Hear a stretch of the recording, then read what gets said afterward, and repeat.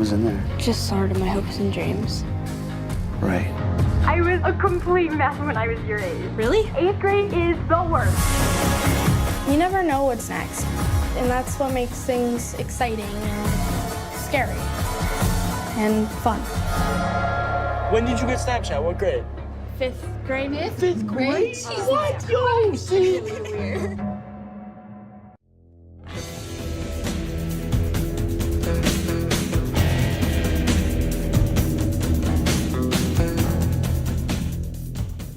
Hello once again, watchers of Good Movies. My name is Nick Pell, and this is my review of 8th Grade. Now this is a very small indie film which has been getting a lot of buzz recently because of how accurate of a portrayal it is of the youth today. I can't believe I'm saying that, but the youth today who are going through the public school system as like middle schoolers and high schoolers and things of that sort, and it just kind of shines light on what they go through as opposed to what I went through or my parents went through or things of that sort, how different high school and school in general is today compared to even 10 years ago. So does 8th grade end up getting a passing grade, or does it have to end up repeating a year?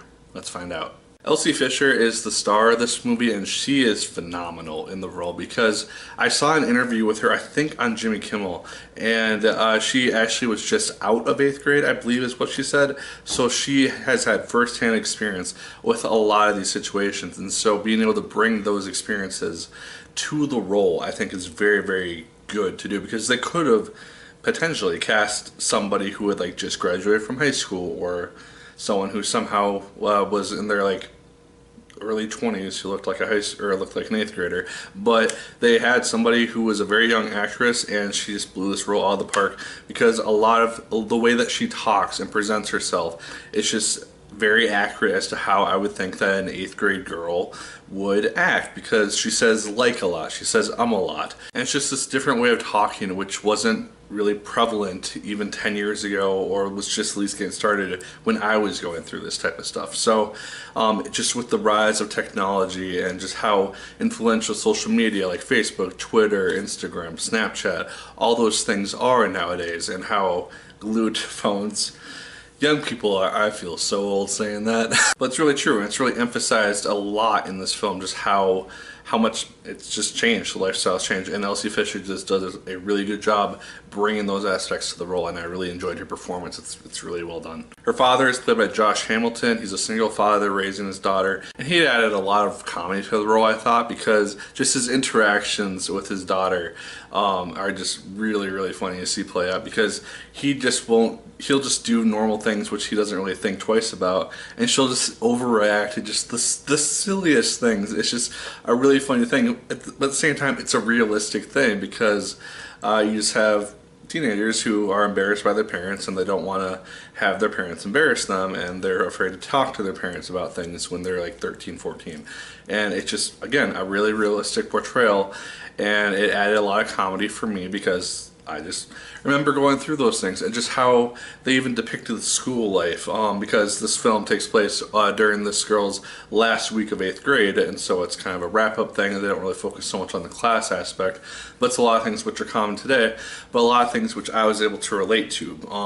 One in particular, because I was a very heavily involved band student as a trombone player, was the fact that they had a scene where she's playing cymbals in the percussion section, and you just have them doing the Star Spangled Banner, and it's just so out of tune, and it just brought back a lot of memories. It was just a real a real thing, which is how middle schoolers play, and it was just funny. I like that they included that. And just on top of like having teenagers just on their phones all the time, they also have just more modern day type of things which weren't really around again, or at least were starting to be implemented when I was in middle school, entering 8th grade, entering high school, I believe, in 2007. So things such as like shooting drills and things like that, I remember having to do those things, but it was just a very new occurrence. It was more like bomb threats and things of that sort back in the day.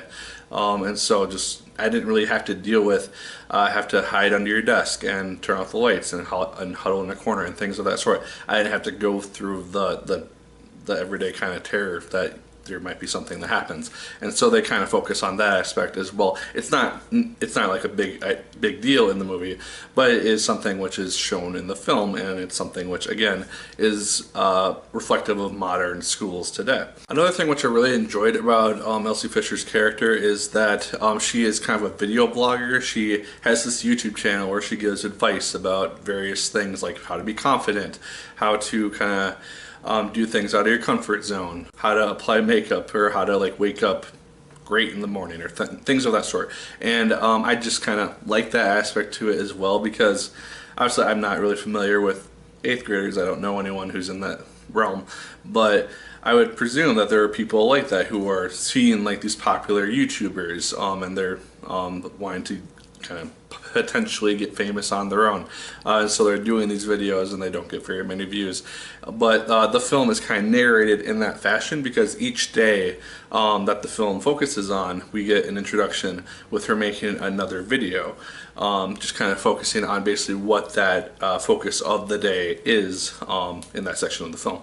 And then the ending to the movie, like the last 15-ish minutes, I really enjoyed, because it has this kind of heart-touching moment between Elsie Fisher's character and her father, which I just really enjoyed. That's the only real like tear-jerking part of the film for me personally.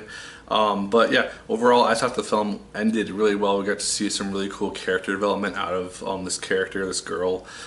Even just over the course of the week, you get to see kind of changes within her as she decides to just kind of become this new person and kind of embrace the positive aspects of her personality. And it's just a really cool thing to see play out. In regards to negatives, I couldn't really think of anything, honestly. This movie is an hour and a half, but it never really felt too long, and I was pleasantly entertained for the large majority of the movie. It has really good pacing, and it just kind of pulls you in just because of how relatable the film is, how funny certain scenes are, even when they're not trying to be, and they're trying to just kind of include modern day slang like lit and things of that sort, and dabbing, and it's just, when they include that stuff and they have like the adults doing it, it just cracked me up so much, because it's like, yeah, there's probably people trying to do that to like relate to the young people, and it's just kind of, it was just funny. It's gonna be lit. So yeah, I couldn't really think of any negatives for this film. I really enjoyed it. 8th grade is something which you really should try to seek out if you can.